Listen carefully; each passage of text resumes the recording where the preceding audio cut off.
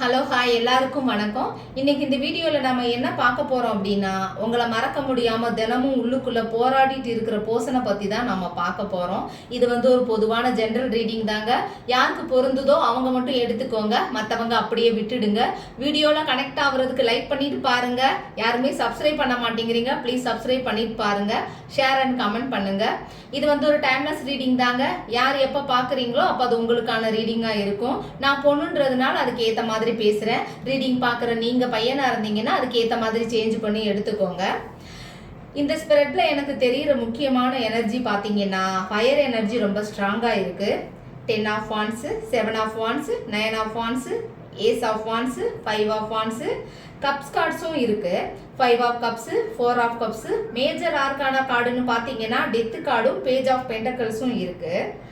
ஆணோட எனர்ஜி பெண்ணோட எனர்ஜின்னு பிரித்து பார்த்தோம்னா ஆண் எனர்ஜி அதிகமாக இருக்கக்கூடிய cards 10 of wands, 7 of wands, 9 of wands, 5 of wands, knight of ஸ்வாட்ஸு.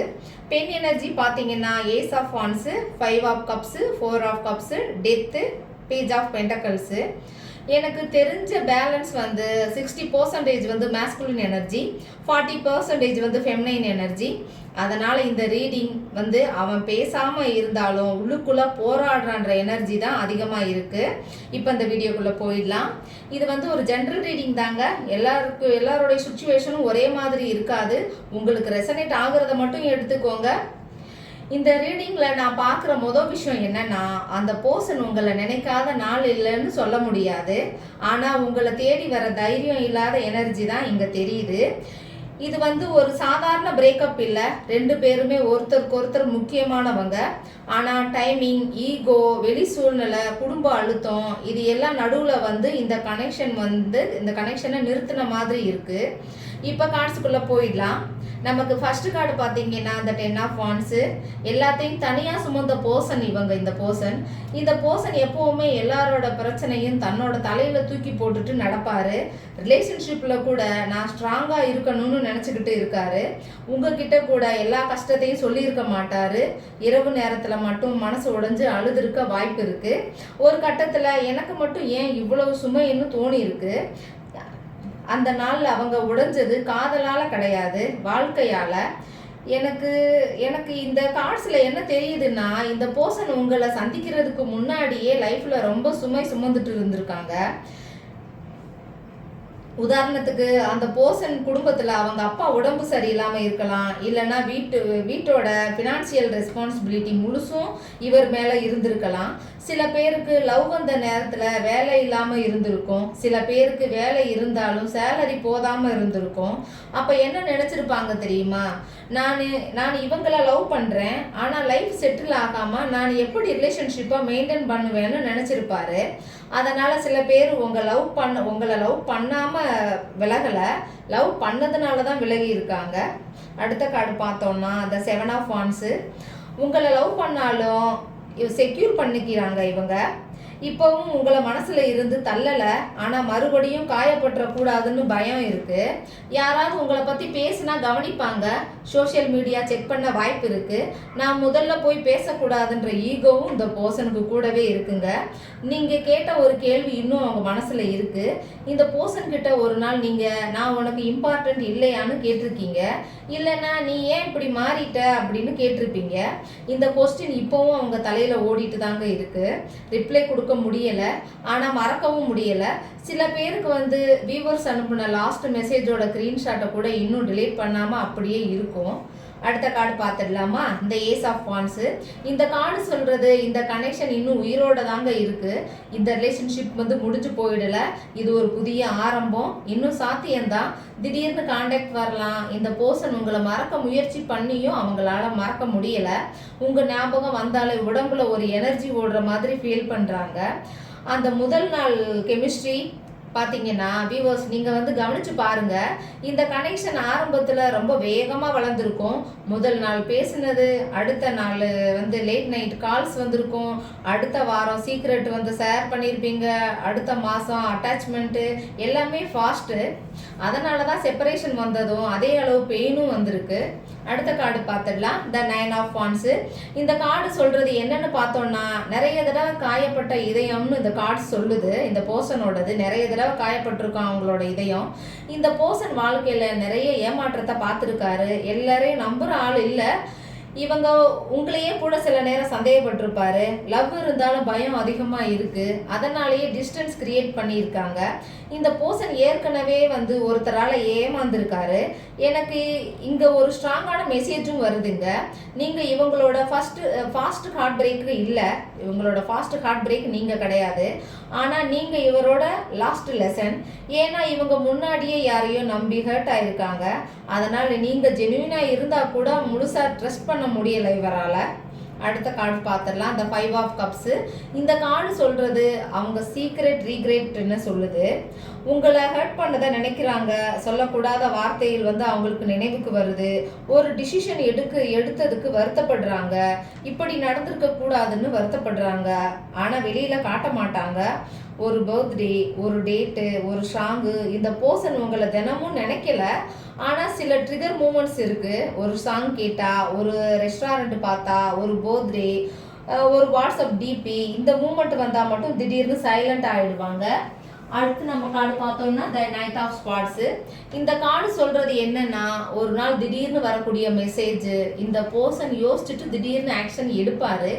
Mid நைட்டில் மெசேஜ் வரலாம். பிளாக் பண்ணி இருந்தாலும் அன்பிளாக் பண்ணலாம், அதுக்கு வாய்ப்பு இருக்குது. திடீர்னு கால் கூட வரலாங்க. நிறைய நாள் சைலண்ட்டுக்கு பிறகு கான்டாக்ட் வரும். இந்த ஸ்ப்ரெட்டில் அதிகமாக வர ராசின்னு பார்த்தோன்னா மேசம், சிம்மம், தனுசு, விருச்சிகம், கும்பம், இந்த ராசியெல்லாம் இந்த ரீடிங்கில் அதிகமாக தெரியுது. இந்த பர்சன் கிட்ட இருந்து ஒரு நாள் திடீர்னு கான்டாக்ட் வரும். ஃப்ரெண்ட்ஸ், எனக்கு இங்கே ஒரு சீன் தெரியுது. இந்த பர்சன் பல மாதங்களை பேசாமல் இருப்பாங்க. ஆனால் ஒரு நாள் இரவு கரெக்டாக 11:47க்கு ஹாய்னு மெசேஜ் வரலாம். ஏன் தெரியுமா? அந்த நாளில் ஏதோ நடந்திருக்கும். உங்களை ஞாபகப்படுத்துகிற சம்பவம் அது வந்து அவரை வந்து புஷ் பண்ணியிருக்கும் உங்களுக்கு மெசேஜ் பண்ண சொல்லி. அடுத்த கார்டு பார்த்துடலாம். இந்த டெத்து கார்டு. இந்த கார்டு சொல்கிறது என்னென்னா, முடிவு இல்லை மாற்றம்னு சொல்லுது. பழைய வேர்ஷன் ரிலேஷன்ஷிப் முடிஞ்சுது, புதிய வேர்ஷன் ஆரம்பிக்குது. 2 பேரும் மாறிட்டீங்க. முன்னாடி இருந்த ஈகோ இப்போ குறைஞ்சு போச்சு 2 பேர்த்துக்கும். இப்போ யூனிவர்ஸ் 2 பேருக்கும் லெசனை கற்றுக் கொடுத்துட்டு இருக்காங்க. நீங்கள் பழைய வேர்ஷன் இல்லை. இந்த கார்டு வந்து ரீயூனியனை மட்டும் சொல்லலை, டிரான்ஸ்ஃபர்மேஷன்னு சொல்லுது. ஃப்ரெண்ட்ஸ், நீங்கள் இப்போது அந்த ரிலேஷன்ஷிப் நடந்தப்போ இருந்த பர்சன் கிடையாது. அப்போ அழுதிங்க, இப்போ அப்சர்வ் பண்ணுறீங்க, அப்போ சேஸ் பண்ணீங்க, இப்போ செல்ஃப் ரெஸ்பெக்டை கற்றுக்கிட்டீங்க. யூனிவர்ஸ் உங்களை அப்கிரேட் பண்ணி இருக்கு. இந்த ரீடிங் பார்க்குறவங்களுக்கோ இல்லை உங்கள் பர்சனுக்கோ இந்த கலர்ஸ் பிடிக்குமா, இல்லை அடிக்கடி யூஸ் பண்ணுவீங்களான்னு எனக்கு கமெண்ட்டில் கண்டிப்பாக சொல்லுங்கள். ஆரஞ்சு கலர், சிவப்பு கலர், கருப்பு கலர், ப்ரௌன், ஆலிவ் கிரீன், இந்த கலர்ஸ். ஸோ எனக்கு கமெண்ட்டில் சொல்லுங்கள் எந்த கலருன்னு. அடுத்த கார்ட்ஸ் பார்த்துடலாம். 4 ஆஃப் கப்ஸு. இந்த கார்டு சொல்கிறது வந்து மிஸ் பண்ணுறாங்க, ஆனால் சொல்ல மாட்டாங்க.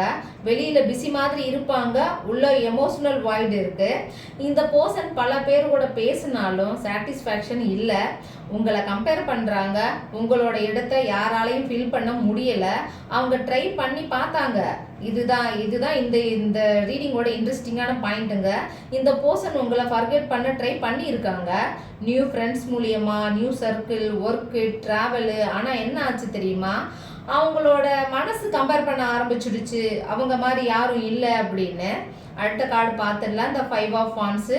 இந்த கார்டு சொல்கிறது வெளி தலையீடு இருக்குது இந்த ரிலேஷன்ஷிப்பில். தேர்ட் பார்ட்டி இல்லாமல் இருந்தாலும் தேர்ட் ஒப்பீனியன் இருந்திருக்கும். Friends interference, family pressure, ego clashes, communication, misunderstanding, பிரேக்கப்புக்கு உண்மையான காரணம் வந்து இந்த ரிலேஷன்ஷிப் முடிஞ்சதுக்கு காரணம் லவ் இல்லாதது இல்லை, communication fight, timing problem, distance, ego, இதில் ஏதோ ஒன்று இருந்திருக்கலாம் உங்கள் ரிலேஷன்ஷிப் பிரேக்கப் ஆனதுக்கு.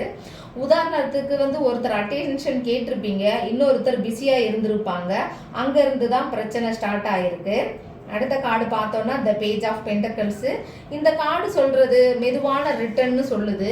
இந்த பர்சன் மெச்சூர் ஆகுறாங்க, பழைய தவறுகளை புரிஞ்சுக்கிறாங்க, உங்களை காண்டாக்ட் பண்ண நினைக்கிறாங்க, ஸ்லோவாக வருவாங்க, ஆனால் ஸ்டாண்டர்டாக வருவாங்க. அந்த எனர்ஜி தான் அங்கே தெரியுது. ஸ்மால் மெசேஜ், ஸ்மால் எஃபோர்ட்டு மூலமாக ஆரம்பிக்கலாம். மெதுவாக திரும்ப வர எனர்ஜி தாங்க இங்கே தெரியுது. இந்த பர்சன் ஓடி வந்தெல்லாம் ப்ரொபோசல் போடுற மாதிரி தெரியலை, ஆனால் ஸ்மால் ஸ்டெப்பு தெரியுது. இந்த பர்சன் உங்களை இழந்ததுக்கு வருத்தப்படுறது மட்டும் இல்லை, உங்களை இழந்த பிறகுதான் தன்னோட வாழ்க்கையில் என்ன குறை இருந்துச்சுன்னு புரிஞ்சுக்கிறாங்க. சில பேருக்கு வியூவர்ஸ் ஒரு லவ்வர் இல்லை, ஒரு டேர்னிங் பாயிண்ட்னே சொல்லலாம். இந்த பர்சன் உங்களை பற்றி நினைக்கும் போது காதலை மட்டும் நினைக்கல, நீங்கள் சொன்ன அட்வைஸ், நீங்கள் கொடுத்த சப்போர்ட், நீங்கள் நம்பின விதம், அதையெல்லாம் நினைக்கிறாங்க. ஏன்னா சில ரிலேஷன்ஷிப் காதலால் ஆரம்பிக்கும், ஆனால் வாழ்க்கை பாடமாக முடிஞ்சிடும். ஒரு கதை பார்த்துக்கலாமா? லாஸ்ட்டில் ஒரு கிராமத்தில் ஒரு குயவன் இருந்தானா. மீன்ஸ் சட்டிப்பானை செய்கிறவங்க. ஆமாம், அவங்க ஒரு அழகான மண்பானை செஞ்சானா அந்த குயவன். ஆனால் ஒரு நாள் பானையில் ஒரு பெரிய விரிசல் இருந்துச்சான். அதை பார்த்து அந்த பானை தினமும் வருத்தப்பட்டுச்சான். நான் உடைஞ்சு போயிட்டேன், இனி நான் யாருக்குமே பயன்பட மாட்டேன்னு நினச்சிச்சான். ஆனால் அந்த குயவன் அந்த பானையை தூக்கி எரியலை, அதில் ஒரு செடியை நட்டு தினமும் தண்ணி ஊற்றுனான். சில மாதங்களுக்கு பிறகு அந்த விரிசல் வழியாக வேர்கள் வெளியில் அழகான பூக்கள் பூத்துச்சு அந்த மண்பானையில். அப்போ அந்த பானை புரிஞ்சுக்கிடுச்சு, தன்னை குறைன்னு நினச்ச இடத்துல தான் வாழ்க்கை ஒரு அழகை உருவாக்கி இருந்தது. அதே மாதிரி வியூவர்ஸ், உங்கள் ரிலேஷன்ஷிப் உடைஞ்சு போயிருக்கும், கம்யூனிகேஷன் இல்லாமல் இருக்கலாம், நீங்கள் நிறைய அழுதுருக்கலாம், ஆனால் உங்கள் வாழ்க்கை முடிஞ்சு போயிடலை. உடஞ்ச இடத்துல தான் புதிய வாழ்க்கை ஆரம்பமாகும். உங்களை விட்டுட்டு போனவங்க உங்கள் மதிப்பை புரிஞ்சுக்கலாம், புரியாமலும் போகலாம். ஆனால் நீங்கள் உங்களை இழக்காதீங்க. ஏன்னா உங்கள் வாழ்க்கையோட பெஸ்ட் சாப்டர் இன்னும் எழுதப்படலை. இது ஜென்ரல் ரீடிங் தாங்க. உங்களுக்கு பர்சனல் ரீடிங் வேணும்னா ஸ்க்ரீனில் தெரிகிற நம்பருக்கு வாட்ஸ்அப் பண்ணுங்கள். வணக்கம்.